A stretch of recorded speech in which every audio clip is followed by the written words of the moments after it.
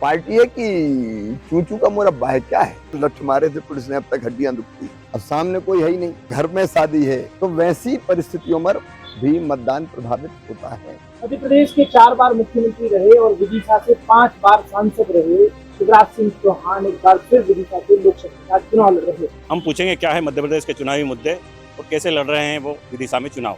जब आप विधानसभा का चुनाव लड़ रहे थे तब आपने कभी सोचा था कि ये बाद में फिर चुनाव लड़ना पड़ सकता है?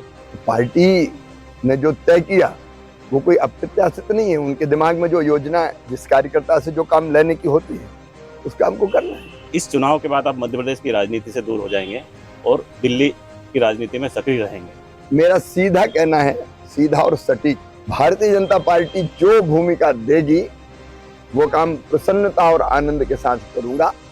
मध्य प्रदेश देश में ही है, इसलिए यहाँ की करेंगे वहाँ की छोड़ेंगे, मैं समझता हूँ ये बहुत प्रासंगिक नहीं है।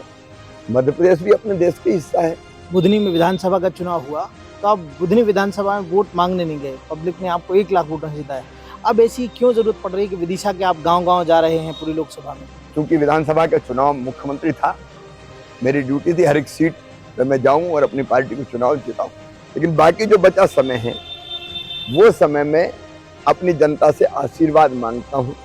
लोकतंत्र में हम ये नहीं सोच सकते अगर यार जीत ही रहे हैं, काय के लिए जाएं, क्यों परेशान, इसके लिए थोड़ी जाते हैं। हमने विदिशा का दौरा किया था और वहाँ ये देखा गया कि लाडली बहना जो योजना है उसकी काफ़ी चर्चा हुई और आपके जो प्रचार रथ है उसमें भी उसका जिक्र है।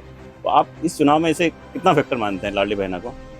देखिए, हर योजना का असर होता है। आयुष्मान भारत का भी असर है, निःशुल्क राशन का भी असर है गरीबों को, उज्ज्वला रसोई गैस कनेक्शन का भी असर है, लाडली बहना योजना का भी असर है। कांग्रेस ये आरोप लगा रही है कि चुनाव के बाद ये लाडली बहना योजना बंद हो जाएगी। मुख्यमंत्री जी ने साफ किया है कि योजना जारी रहेगी।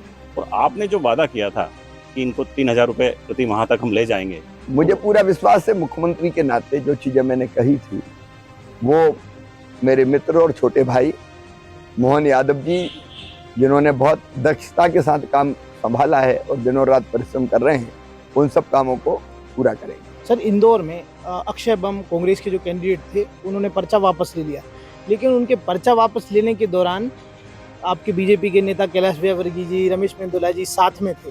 तो कहीं ये प्रेशर बना के, क्योंकि कांग्रेस इसको ही प्रचारित कर रही है कि उनके पुराने केस खोल दिए। कांग्रेस और राहुल जी वामपंथियों के बंधक हैं, कुछ एनजीओ मिलकर सरकार चला रहे हैं। हर कोई हर कुछ कह देता है, कहते हैं विरासत टैक्स लगाओ। ये पार्टी है कि चूचू का मुरब्बा है, क्या है? अक्षय जी तो भारतीय जनता पार्टी के विचार से प्रभावित होकर आए, उनका स्वागत।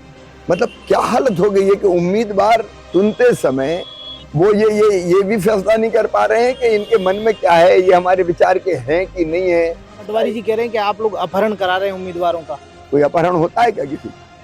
कोई किसी व्यक्ति का आज के युग में अपहरण नहीं कर सकता।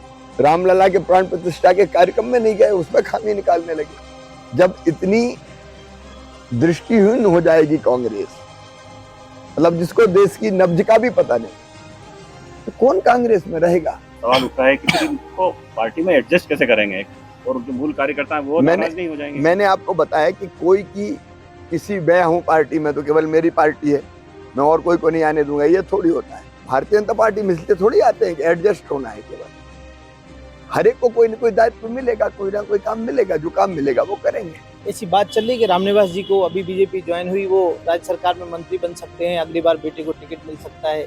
नहीं, ये तो अटकलें हैं केवल, वो भी वहाँ के नेतृत्व से और वहाँ की कांग्रेस की गतिविधियां, सोच उससे परेशान थे, इसलिए भारतीय जनता पार्टी ही उनको उपयुक्त लगी। 450 रुपए में जो गैस सिलेंडर की आपने घोषणा की थी, अब वो कांग्रेस उसको मुद्दा बना रही है कि वो 450 में गैस कैसे। मोहन जी ने कहा एक एक चीज पूरी होगी। आप 400 पार का जो नारा दिया है आपने, तो इसलिए दिया कि आप संविधान बदलना चाहते हैं। और कुछ नहीं, कांग्रेस केवल भ्रम फैला रही है। भारतीय जनता पार्टी ने स्पष्ट कहा है, हमारे प्रधानमंत्री जी ने स्पष्ट कहा है कि संविधान बदल सकता है क्या? संविधान को का गला घोंटने की कोशिश की थी इंदिरा जी ने। आपातकाल लगा के मेरे जैसे 17 साल के नौजवान को भी जेलों में बंद किया था, लठ मारे थे पुलिस ने, अब तक हड्डियां दुखती।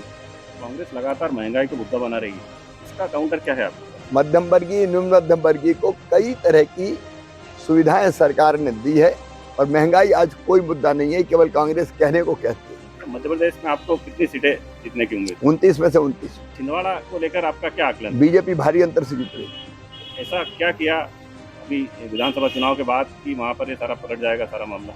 प्रधानमंत्री श्रीमान नरेंद्र मोदी जी के प्रति लोगों के मन में विश्वास। विधानसभा चुनाव में आप उस समय मुख्यमंत्री भी थे, लेकिन छिंदवाड़ा संसदीय क्षेत्र की जो 7 सीटें हैं वो भाजपा नहीं जीत पाई। इस बार प्रधानमंत्री मोदी जी को छिंदवाड़ा को बनाना है।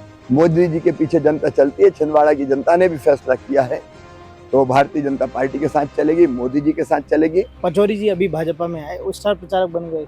दीदी उमा भारती को स्टार प्रचारक नहीं बनाया, अभी प्रचार में सिर्फ एक सभा में दिखी। जो अहाते बंद करने से लेके अनेकों काम किए थे, वो दीदी के मार्गदर्शन में ही किए थे। सर, मध्य प्रदेश गान को आपने सम्मान देने की बात कही थी। कांग्रेस की सरकार आई, उन्होंने उस परंपरा को बरकरार रखा, लेकिन आपकी सरकार ने उस व्यवस्था को बंद कर दिया। मुझे नहीं लगता कि बंद किया है, मध्य प्रदेश गान अभी भी होता है। खड़े होके सम्मान देने की जो परंपरा शुरू की, हाँ, खड़े होकर सम्मान देना चाहिए मध्य प्रदेश गान को। वो परंपरा मुझे विश्वास है मोहन जी जारी रखें। कार्तिकेय भी लगातार प्रचार में लगे हुए हैं, तो क्या वो उनको राजनीतिक भविष्य हम लोग इस तरह की राजनीति के बारे में नहीं सोचते। बच्चों के करियर के बारे में तो कुछ सोचा होगा? बच्चे खुद सोचते हैं अपने करियर के बारे में। आजकल बच्चे इतने सक्षम हैं कि बाप की उंगली पकड़ के नहीं चलते, उनके करियर और भविष्य के लिए कौन सी दिशा तय करनी है वो खुद सक्षम है। मामी भी लगातार आपके साथ राजनीति में सक्रिय हैं। जीवन साथी हैं, तो हम जो करते हैं वो करते हैं।